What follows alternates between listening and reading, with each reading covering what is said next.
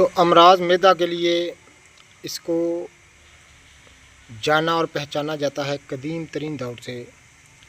नाज़िर-ए-किराम, ये बहुत ही नरम व नाजुक मजाज रखने वाली एक बूटी निबातात की किस्म है। ये आप देख रहे हैं, बारीक रेशे होते हैं इसके, उस पर 3 पत्ती वाला पत्तर होता है और इसको खुशक करके इसका पाउडर भी इस्तेमाल करते हैं।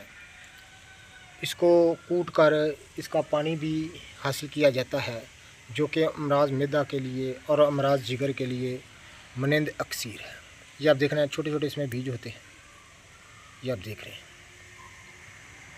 नाज़िर-ए-किराम, निबातात की एक बड़ी अहम किस्म है जो कि पाको हिंद की मशहूर निबातात है। तमाम नमनाक ज़मीनों में ये बकसरत पैदा होने वाली एक निबातात की किस्म है।